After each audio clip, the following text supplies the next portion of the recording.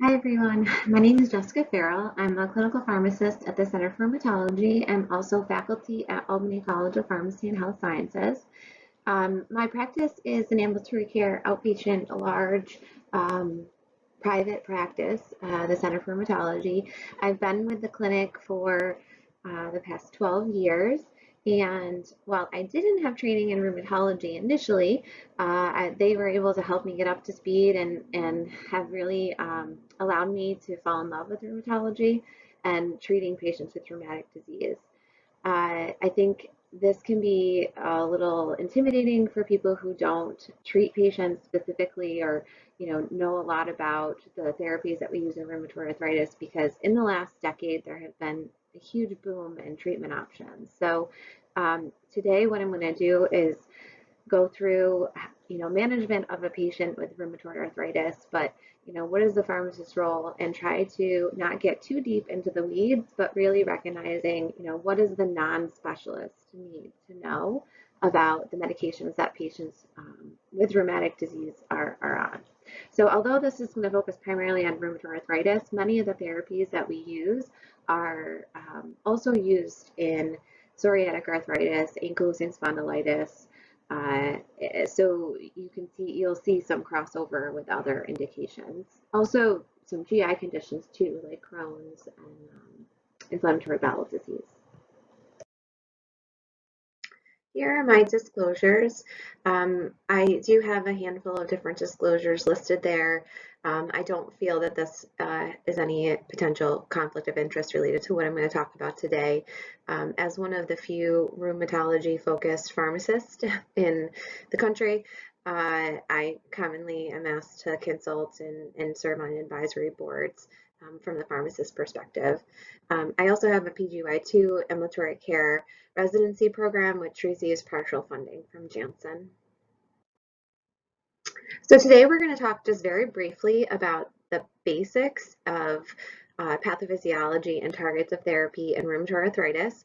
We'll compare and contrast precautions and contraindications and really safety issues around conventional therapies and biologics and targeted synthetic drugs. We'll talk about, the general approach to treatment and really focus more on education and what types of information needs to be given to the patient and ways that we can help minimize risk associated with these therapies. And just recognizing, what is the role of a pharmacist? And we'll briefly touch on biosimilars, which is something that we'll start to see a lot more of in the next few years. So let's meet a patient. So this is Amy. She is a 34-year-old female, and 2 weeks ago she presented to clinic with 3-month onset progressive hand stiffness and weakness and swollen joints. She's a mother of 2 young kids. She has difficulty caring for them because of the pain. Recently she started having to wear flip-flops to work in the winter in upstate New York, and because she couldn't fit her feet in her shoes. She's had trouble sleeping at night. She wakes up multiple times because she's in so much pain. So this is taken from a patient that I saw in clinic.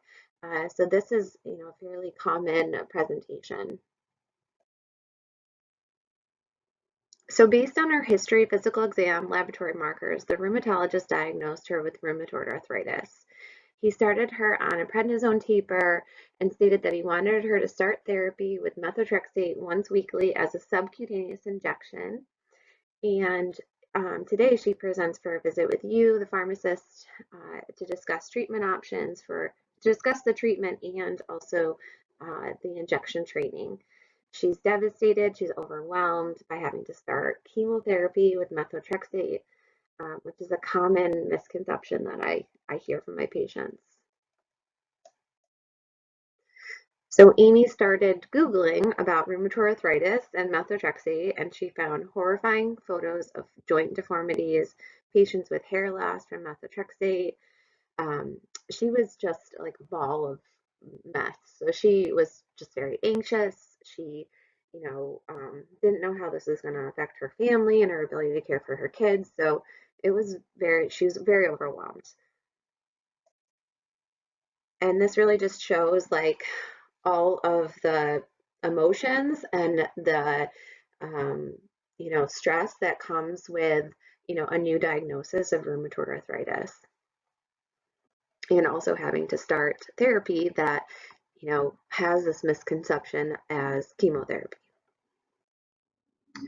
With the huge increase in amount of medications and therapies that are in the pipeline, it makes sense for pharmacists to have a significant role in the management of patients with rheumatic disease.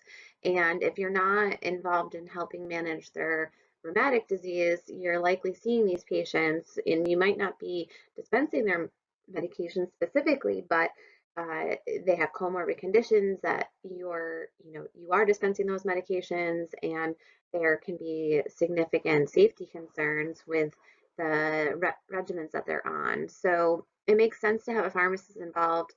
They often need to be on one, two, or more therapies for their rheumatic disease. Some can have drug interactions. They all have significant safety profiles that can be managed, but with awareness. Some of the medications are really expensive, so there are issues with access. And, the rheumatologists are burdened by the time associated with these medications. So I help uh, take phone calls related to side effects, injection site reactions, things that the rheumatologist would otherwise have to handle.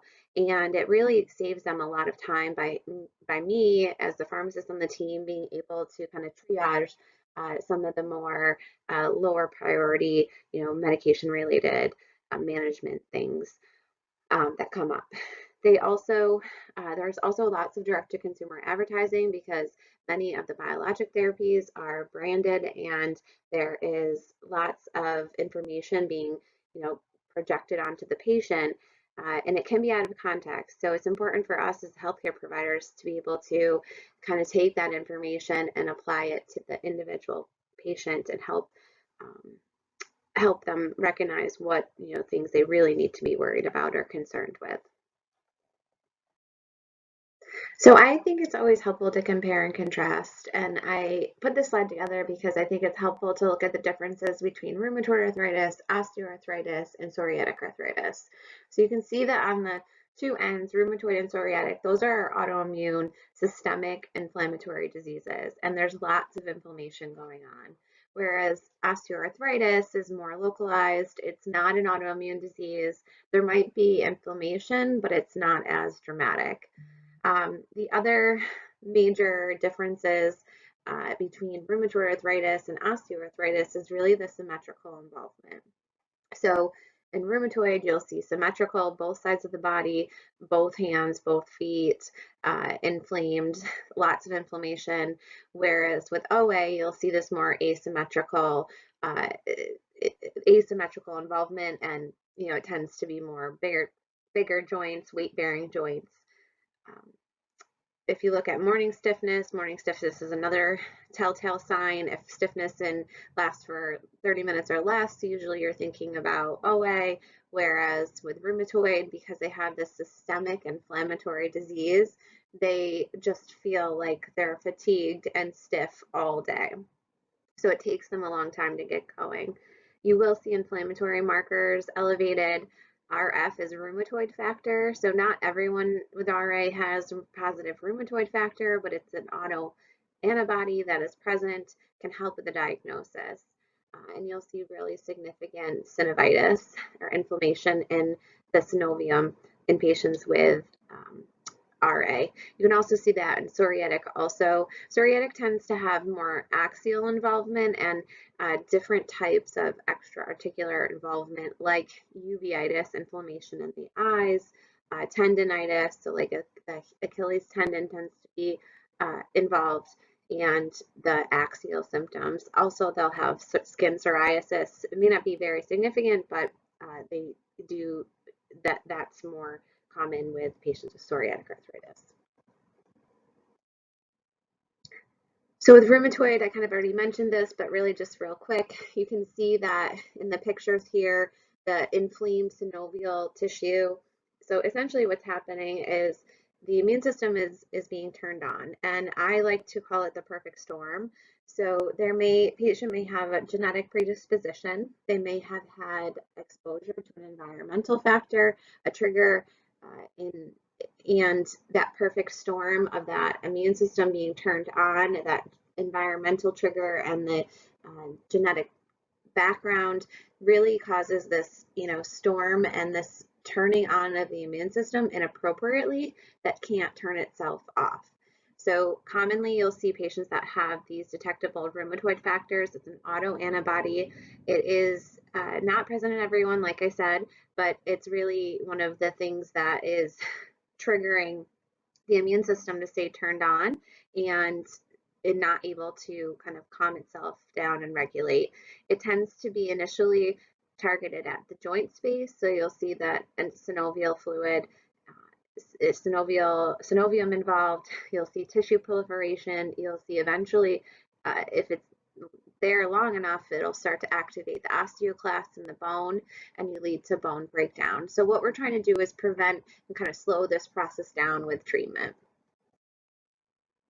When you look at factors of poor prognosis, so this will come into play when we look at the guidelines, but patients that have factors of poor prognosis really need to be treated more aggressively. So there's two sets of guidelines that are used to help guide clinicians with their practice and treatment with the American College of Rheumatology, and then the EULAR, which is the European League Against Rheumatism. So there are slight differences. ACR guidelines tend to take much longer than the EULAR guidelines to be updated, but they essentially say very similar things. And if you look at the ACR recommendations, so these are the poor prognostic factors from a few guidelines ago, but the early age of onset, very elevated ESR, high titers of rheumatoid factor, swelling in more than 20 joints, and then the presence of any extra-articular manifestations. So if they had any eye involvement, lung involvement, which is not that common in RA in early disease, but if they had any extra-articular manifestations, that would put them in a poor prognostic. EULAR guidelines say high disease activity scores, very high positive autoantibody positivity, and then the presence of early joint damage. So these are just some things for you to think about. If a patient essentially has more severe aggressive RA, you're going to treat them more aggressively. So for treatment goals, this is, should explain itself, but essentially, improving quality of life, decreasing the inflammation in the joint space, slowing the disease activity, and slowing destruction of the joints. So there's been lots of data and lots of studies that have supported the treat to target approach, which is treating to low disease activity and remission if possible. And by doing that, you're treating them aggressively early up front, getting all of that inflammation calmed down, and that has been shown to slow the progression to joint damage. If we get that inflammation down, there's less activation in that the bone and the osteoclast, less breakdown of bone, and less changes in the tissue in those spaces. So before we get started talking about therapies, I wanted to just give you this slide that you can refer back to that looks at, what are the lingo that we use in medications used in rheumatology. So I think most are familiar with NSAIDs and steroids. So non-steroidal anti-inflammatory drugs, which I'll refer to as NSAIDs, corticosteroids like prednisone and methylprednisolone are steroid therapies, and then our DMARDs. So this is the terminology that is very specific to rheumatoid arthritis and rheumatology in general. So we have disease-modifying anti-rheumatic drugs. And the reason they're called this is because they have been shown to slow the progression of the disease. So we have conventional DMARDs or CDMARDs, and then we have biologic DMARDs or BDMARDs, and then we have our newer options, which are targeted synthetics, so TS-DMARD. And all these drugs have been shown to slow the progression of the disease, and we'll talk about their efficacy and where they're used. So conventional DMARDs are listed there. The ones I'll talk about today include methotrexate, leflutamide, sulfasalazine, hydroxychloroquine. And then the biologics include the TNF inhibitors, which TNF inhibitors, there are 5. so etanercept or Enbrel, adalimumab or Humira, infliximab or Remicade, golimumab or Symphony, and certolizumab, Pegol, or Cimzia. So that's a lot to remember, but I have a table for you in a couple slides. And then IL-6 inhibitors, there are 2 on the market. I'm not going to talk about some of these drugs for psoriatic arthritis, but IL-17s, IL-12/23s, and then we have, and those are primarily used in psoriatic arthritis, ankylosing spondylitis, and the IL-12/23 is also used in Crohn's disease. Our T-cell co-stimulation modulator is abatacept or Orencia, and then our B-cell modulator, which is rituximab or Rituxan. And then we have targeted synthetics, which are our newest agents. So our JAK inhibitors, which are tofacitinib, baricitinib, and upadacitinib. And tofacitinib is Xeljanz, baricitinib is Olumiant, and upadacitinib is Rinvoq. And then our last one that's somewhat classified as a targeted synthetic is our phosphodiesterase 4 inhibitor, which is used in psoriatic arthritis, apremilast, or apremilast is Otezla. I'm not sure why I blanked on that, but Otezla. So those are the terminology that will help you. You can refer back to it when we go through these slides. So I'm a picture person. I think it's really helpful to kind of see the big picture. So I kind of modified this diagram of the immune system and the immune response to include where different drugs are working. So I have 2 different diagrams that can help you understand, where the drugs are working. So if we start up here at the kind of what I refer to as the hub of the immune system. So we've got our B cells and T cells up on top, and then we have our pro-inflammatory modulators down below, our macrophages, which are signaling and producing cytokines, so pro-inflammatory cytokines like TNF alpha. So we can see that abatacept is working up at the hub in our T cells. Rituximab is working on depleting those B cells. Leflunomide and methotrexate really work kind of up at the hub, but they're very non-specific, so they target mostly like rapidly dividing cells, and they're not wiping out all of the B cells. And then if we look downstream, you can see that we have that TNF alpha, and we've got those 5 TNF alpha inhibitors there that are targeted at TNF alpha and binding up that TNF alpha to kind of calm that immune response down. And then you have the IL-1 inhibitor, anakinra, which is not used in rheumatoid arthritis anymore, but is listed there on the slide. And then you also have our IL-6 inhibitors, which are tocilizumab and sirolimus, which are working to decrease IL-6, the pro-inflammatory cytokine. And then we have another picture. This really just shows the targets. So you can see the monoclonal antibodies and what monoclonal antibodies look like, those little Y guys. And it'll be helpful to kind of remember what they look like and seeing how their receptors, the 2 tops of the Y what are the receptors.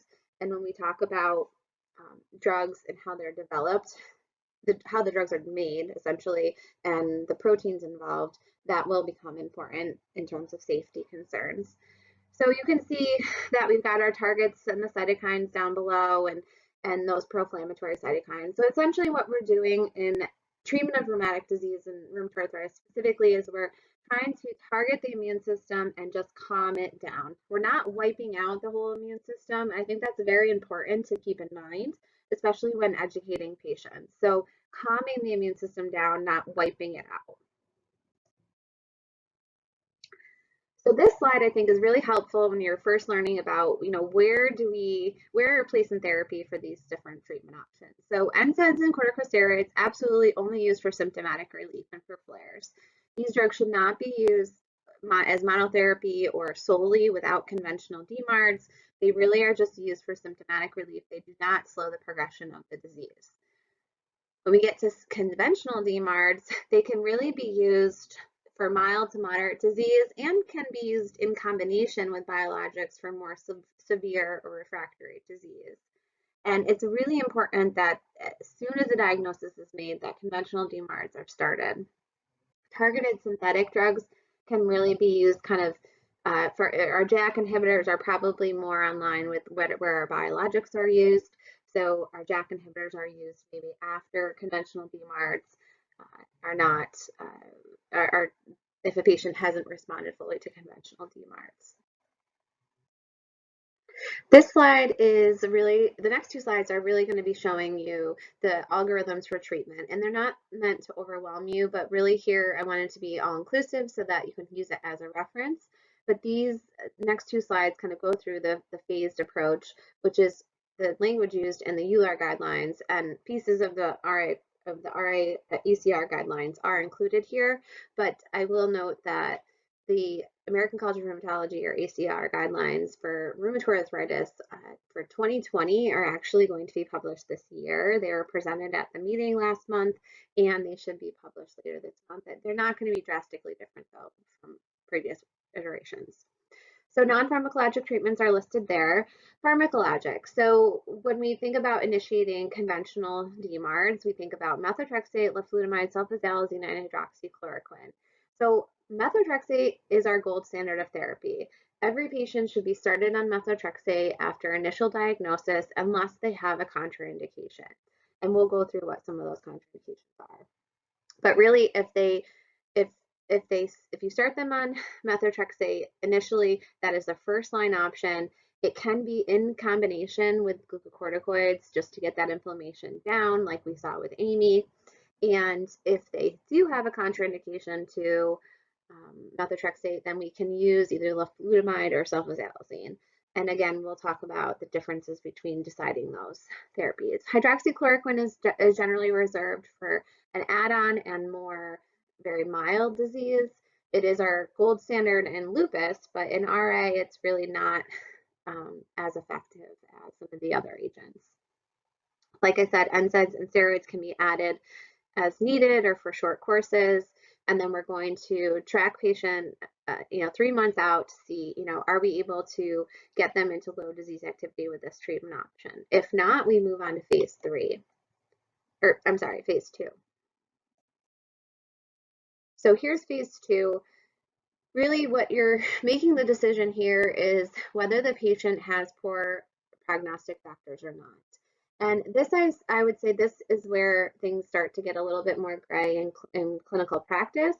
So this partially comes from the EULAR guidelines, where they're a little bit more strict in terms of cost effectiveness and utilizing lower cost therapies prior to starting more expensive therapies. However, biologic DMARDs are very effective in targeted synthetics. So most of what I see is that when a patient doesn't respond to one conventional drug, unless they have risk factors or comorbid conditions that would put them at risk for starting a biologic, you're likely going to see a biologic or a targeted synthetic started, because these drugs are really effective and they can really put patients into low disease activity pretty quickly.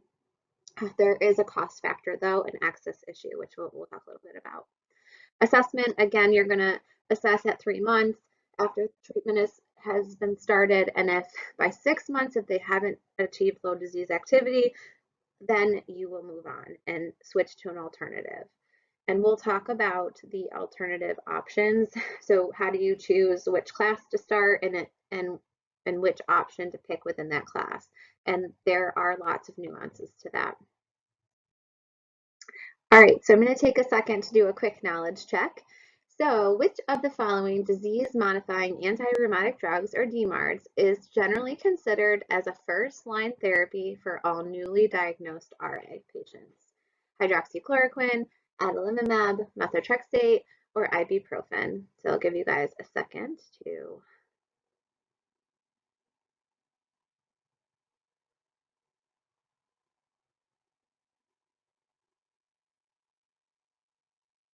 Great. So methotrexate. So methotrexate, unless a patient has a contraindication to methotrexate, this should be the first line option that's considered. Great. Okay, So let's talk about some clinical pros with our conventional DMARD. So again, this is for your reference, and I like it all on one slide because I think it really does help show the differences and it helps you compare and contrast some of the safety concerns. So we already talked about how methotrexate is considered first line in anyone who is a newly diagnosed RA patient unless they have a contraindication. So what would be contraindications? So methotrexate is a very, very effective drug used at minuscule doses in RA. So once weekly, it's dosed all on one day of the week, comparative to in chemotherapy where we're using really high doses. It can be given orally or subcutaneously. Some providers like to just start right with subcutaneous, but there are some administration issues or concerns, but it tends to be tolerated a little bit better.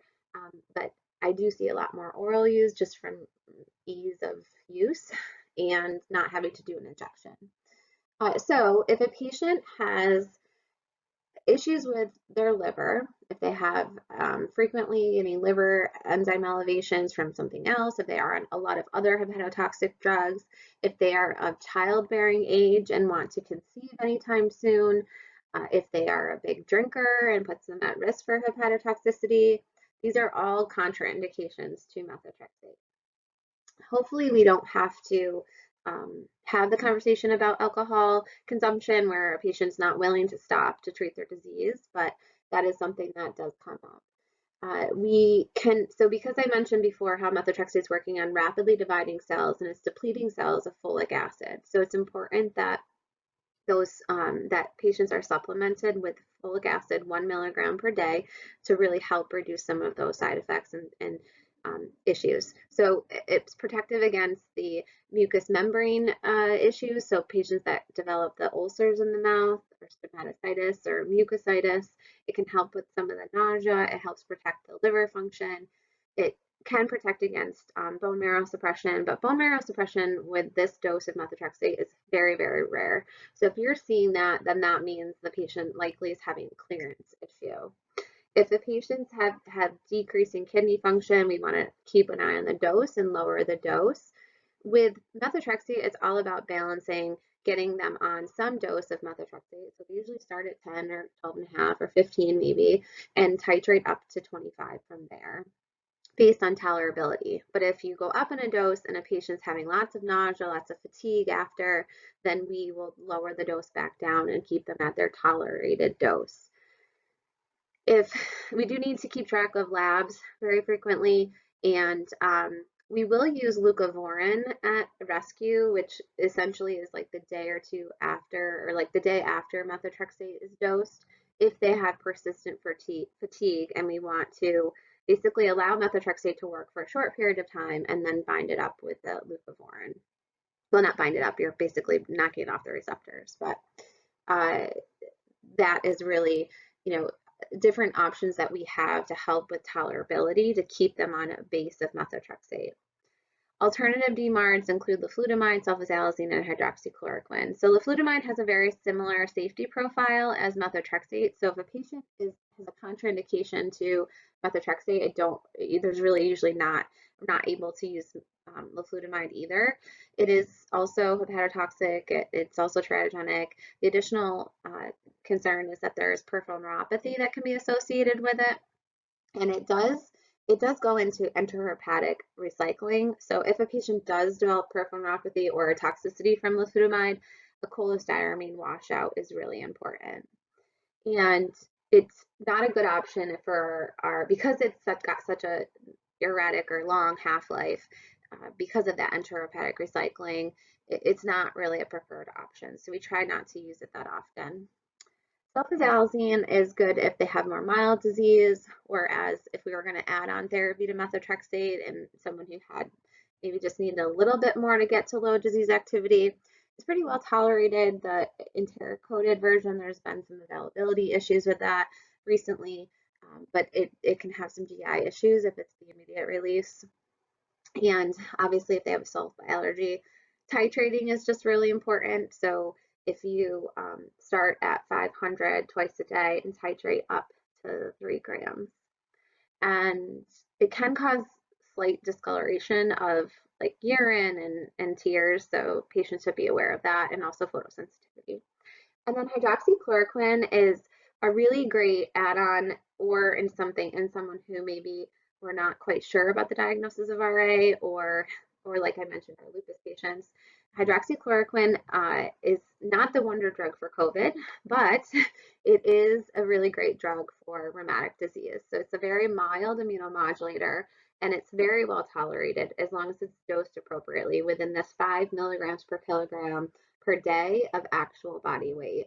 And that is just that dose reduction, that dose recommendation is related to toxicity for retinal toxicity. So anything, so staying below that 5 milligrams per kilogram per day can really just lower the risk of retinal toxicity.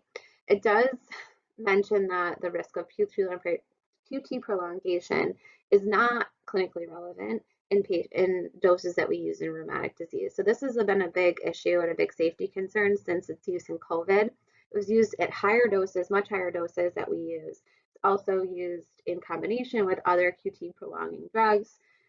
There have been two big studies that were presented at the ACR meeting last month that in November, which basically said that our doses of hydroxychloroquine are not affecting the QT.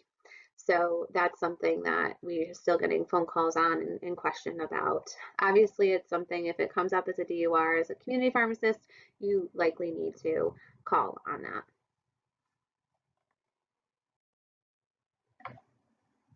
So let's go back to our patient, Amy. So how do we start this conversation with her? She's overwhelmed, she's anxious, she's in tears, you know, she's had a lot to digest in a short period of time. So I often start by asking, kind of finding out what is the information that she's most nervous about. Where did she read? What websites was she on? What did people tell her? And that can really help guide your discussion with the patient and helping you answer the questions, because you know that's just really it'll just help your conversation be more efficient. What type of information did she read? How much did the doctor tell her? So getting a feel for what their baseline information is can really help you, like I said, just be more efficient with the conversation. What are some of the key things that I would talk to the patient about? So I always emphasize that although methotrexate is a chemotherapy and that it's used in doses that are much higher in chemotherapy, and the doses that we use in RA are minuscule. I say that it's a gold standard first line therapy in rheumatoid arthritis. The American College of Rheumatology, I send them to their website. You know, this is a standard of care, and it's really just calming the immune system, not wiping it out. I talk about how we start low and we titrate up to really help minimize side effects. We will slow down if they develop side effects or lower the dose so that they recognize that we're not going to be giving them a therapy that's going to cause all these side effects and make them feel worse than they already do. Usually we see nausea and fatigue, but usually, you know, the day after methotrexate, but usually it subsides after a few days. We give folic acid to help prevent some of that. We also talk about adequate birth control if it's a woman of childbearing age. You know, the conversation would have had to come up before the physician decided, you know, are you done having kids? Is she, you know, her or her partner, you know, are they using some type of oral or, you know, intrauterine device? Did her husband have a vasectomy? You know, these questions have to be asked when a patient of childbearing age starts methotrexate. And then the injection process. So the injection process can be maybe what she's focused on. Maybe she's not a needle person. I would imagine that the physician would not have started her on sub-Q right off the bat if she was that anxious about the injections. And that conversation does happen, and you know, with the provider. But you know, it's a very small needle. It's once a week. It really is not that painful compared, especially to the pain that she's having in her hands and the fatigue she's having from her disease. So now let's move on to the biologic DMARDs or BDMARDs. So we've got our TNF and alpha inhibitors. IL-1s I'm not going to talk about because they're not used in RA. We have our IL-6, our T cell co-stimulation modulator, and our B cell modulators, and then biosimilars, which will fall into there. So some clinical pearls. So TNF inhibitors are generally the first line biologics after conventional drugs. So again, here are all of the available TNF inhibitors with their generic and their brand name, because I know that can get confusing. Why do we use one over another? So a couple different things. Patient characteristics plays a role.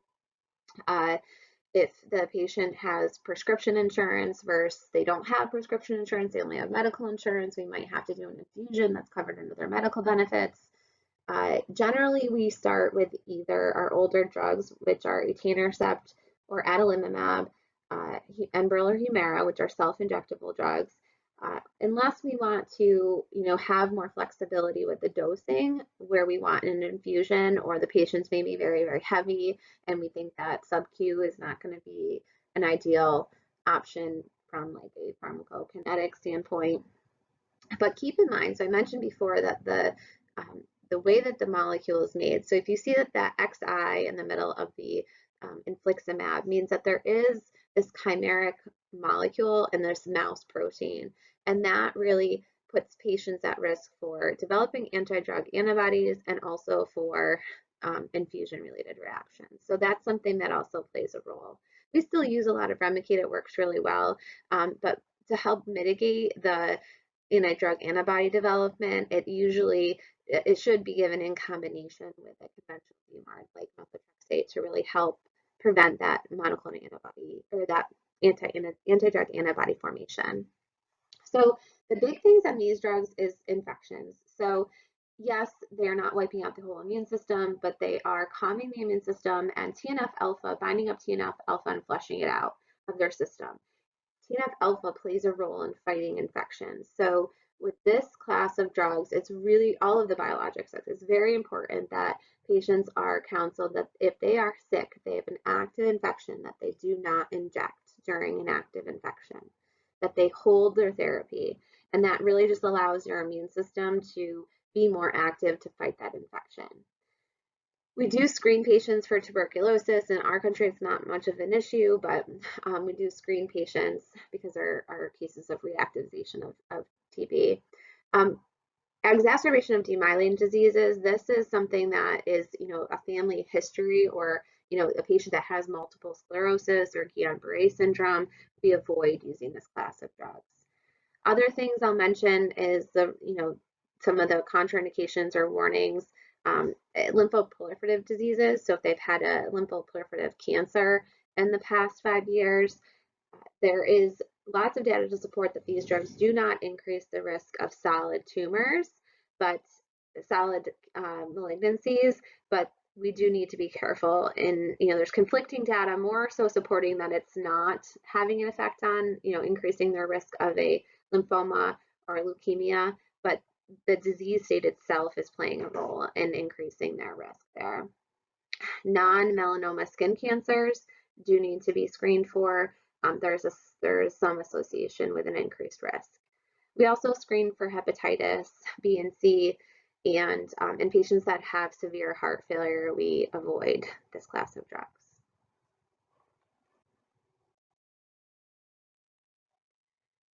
This chart shows all of our non-TNF alpha inhibitors. So we've got abatacept. I'm not going to talk about anakinra, but abatacept, rituximab, tocilizumab, and sirolimus. So abatacept is Orencia, rituximab is Rituxan, tocilizumab is Actemra, and sirolimus is Kevzara. So these drugs are all used generally after a patient fails a TNF inhibitor. You may choose to start one before a TNF inhibitor if they have a contraindication to a TNF inhibitor, or like in abatacept's case, it has been shown in some retrospective reviews that it has a clinically lower risk of infection compared to the other biologics. So in our older patients or patients that have recurrent infections on TNF inhibitors, this tends to be one that we go for. It is an IV infusion or a sub-Q injection, and really, it's pretty well tolerated. The rate limiting step is that because it's working at that hub, that T cell hub of the immune system, it does take a long time to see a response. So it's going to take more of the 6 months as opposed to the 3 months for patients to have a response. Rituximab, I would say, is reserved for last line or in patients that have other comorbidities that would maybe warrant you wanting to use rituximab as kind of a 2-for-1. But it is used in refractory disease.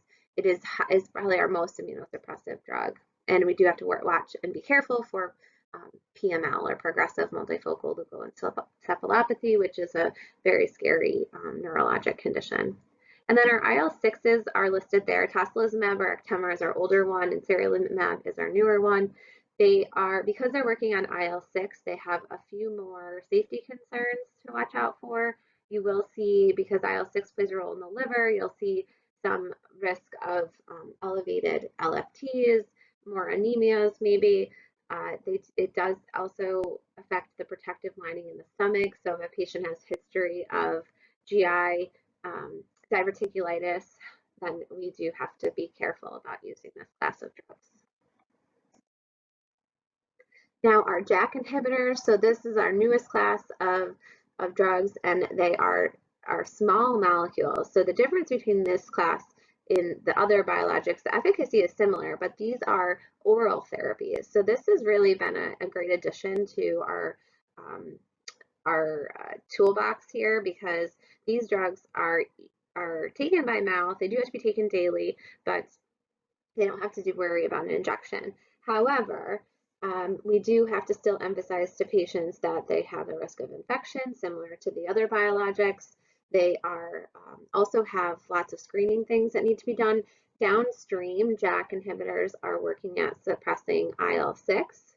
So if you think about the side effects from the IL-6 inhibitors, essentially are the same ones here. So you'll see that LFT elevation, some anemias we have to watch out for, and then for the higher dosing used in Crohn's disease, or I'm sorry, UC, for tocilizumab, tofacitinib, you will see that there is this warning for cardiovascular events. So it's with a higher dose, and that was seen in the studies for UC for tofacitinib. And then the other baricitinib and abatacitinib have that warning on them also.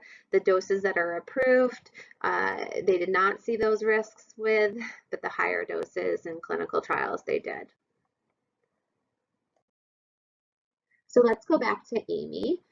So after titrating up to methotrexate 25 milligrams once weekly over the course of a few months, she did well until now. She presents 2 years since her original diagnosis, but she's having persistent breakthrough pain and swelling in her hands and feet. She states that she tolerated methotrexate well, she avoids alcohol, and she has an IUD for her birth control. Based on her physical exam, history, laboratory markers, the rheumatologist decides that she is in moderate disease activity, and they add a biologic, and he wants to add a biologic.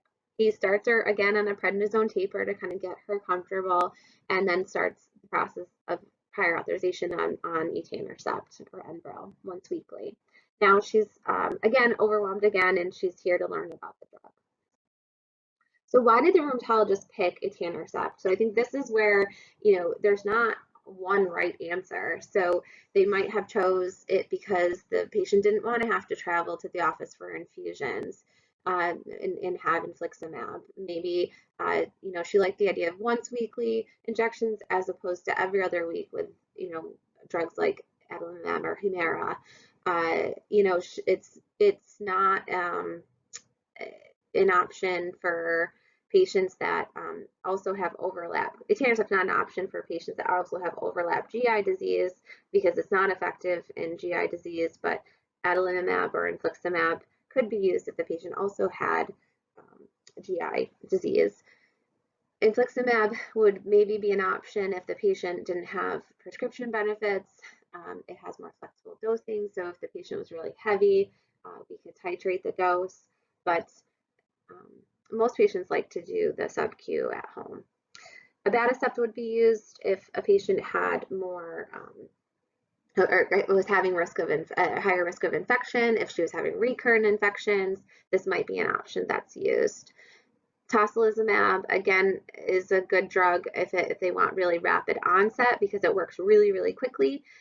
But if a patient has history of diverticulitis, or they're not able to get labs more frequently, then that's not really a good option. And then our JAK inhibitors, again, the pro is that they have rapid onset, but they do require more frequent monitoring, similar to the same thing with tocilizumab. I didn't talk about pregnancy here, but I'll talk about it in a few minutes. So real quick, I'm going to touch on the biosimilars. So I'm sure that you've been hearing about this term biosimilars and what it is, but basically biosimilars are a highly similar to the reference product. So they're not like generics, but they are similar to the reference product. So they can be essentially branded therapies. When you make a biologic, no batch is exactly the same because of the way that it's made. So, there are concerns for antibody formation because of these slight variations. So if you took a batch of Enbrel or etanercept that was made 20 years ago and compared it to a batch of Enbrel today, there's likely drift and shift in that molecule. So, we do see the shift, and that's why their concern for biosimilars is that, is it going to be similar enough, or is it not going to be similar enough that it will cause immune reactions? There is potentially cost savings, but the margin is kind of slim right now. And then there's major concerns from a pharmacist perspective for medication reconciliation. So right now, biosimilars are not interchangeable. They have to be approved they're not approved to be automatically switched. So if there is an infliximab product the patient's on, they're on Remicade, brand Remicade, pharmacists cannot just auto sub one of the biosimilars that's available until it's approved as interchangeable. Like I mentioned already, there's concerns with switching back and forth. We're seeing issues with this already with our infusible drugs just because of the preferred product. And, is that going to affect efficacy or safety if we're switching between different reference products, the reference product and the biosimilar? I mentioned this briefly already too, but the risk of anti-drug antibody development. So some studies suggest there's about 13% of patients with immune-related disorders have, with anti-TNF therapies, develop anti-drug antibodies. In my experience, this is like too low of a number. We actually do see it quite a bit, but we just more recently started actually testing for it. And we really, I think, we can test for Humira, adalimumab, and infliximab. So, having that other conventional drug on board is helpful to help prevent the anti-drug antibody. So having methotrexate in combination with infliximab, like I mentioned, can lower the risk. But with biosimilars, like if we're switching from one biosimilar to another or from the reference product or not, are we concerned with this immune response and these anti-drug antibody developments? Considerations for dispensing pharmacists. So there is a whole lengthy list of things that, with naming, with switching, with patients' allergies. So if they do have a reaction to one, how that's documented and how, is there cross reactivity between different biosimilars? So I think there are lots of concerns that we're going to be emerging as these drugs come to market and are available. So back to Amy. So she's here today. She wants to talk about etanercept, and she's going to start the injection process. So what was your screening checklist? So I have the next couple of slides. So we just make sure she doesn't have an active infection. We make sure she was screened for tuberculosis and hepatitis screening. We make sure her vaccines are up to date. So you can get regular non-live vaccines while on therapy, but not any live vaccines. We check for her liver function. We screen her for cancer. So just knowing that history, and also other disease states. So and pregnancy assessments. So etanercept is actually an option that could be used if she did want to conceive in the future, but we would have to come off that methotrexate. So because I mentioned a little bit about pregnancy, I wanted to go into a little bit more detail because I think this is something that doesn't get talked about a lot to general clinicians. So RA in pregnancy happens because the patient population is younger. We have patients that are of childbearing age that are diagnosed with RA. So it is good to know that 75% of women experience improvement in their symptoms, so they might be able to come off therapy. But it is important to know that they're likely going to have to be on therapy in low disease activity prior to getting pregnant. So I have a couple slides here that just show the drugs that can be used in pregnancy. And on this slide, I'll just mention that hydroxychloroquine and sulfasalazine, patients can stay on those during pregnancy if they are on them, and they can also breastfeed with them, which is good to know. So if a patient is on either of these therapies, they can stay on them until during pregnancy. And with sulfasalazine, you just need to make sure you're supplementing with folic acid. And then these drugs here, we talked about methotrexate, leflunomide being not options in pregnancy and not options in breastfeeding either. These drugs are teratogenic and they really should not be used within the 3 months to getting pregnant for methotrexate. And for leflunomide, we should just never start anyone of childbearing age on leflunomide, but they would need that cholestyramine washout if they were going to get pregnant. And then azathioprine and MMF, which is mycophenolate mofetil, they're just listed on this slide for completeness sake, but those are used in SLE, so I'm not going to go into detail. And then biologics. So certolizumab pegol, or Cimzia, which is a TNF inhibitor, has found its nook and place in therapy in this population. So there is data to support a study that looked at patients with different rheumatic diseases and gastrointestinal diseases like Crohn's and UC, and they followed them during pregnancy, and they were able to show that there was negligible transfer to the fetus and no negative outcomes on the pregnancy associated with treatment. So it is a safe option. It's our preferred therapy. Our second option, if certolizumab pegol is not an option, then we will, or they can't get it on their insurance or something like that, etanercept is our second line option. So these drugs have been around long enough that they have data to support their use in pregnancy if we need to keep patients on them. So if they want to come off them, I generally say that we wait until the first trimester is over, where the risk of spontaneous abortion is higher, and we will then start to taper off during the second trimester. The other therapies listed here, abatacept, tocilizumab, and rituximab, really shouldn't be used in pregnancy. We don't really have the data.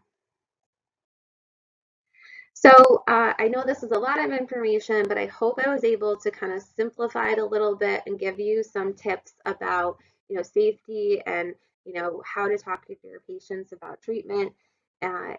Pharmacists can have a significant role in patients with rheumatic disease.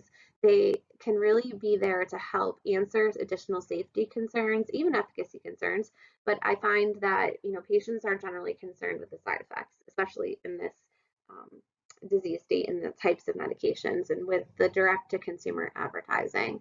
So it is a great area for you to be able to be educated and just help offer your patients some comfort.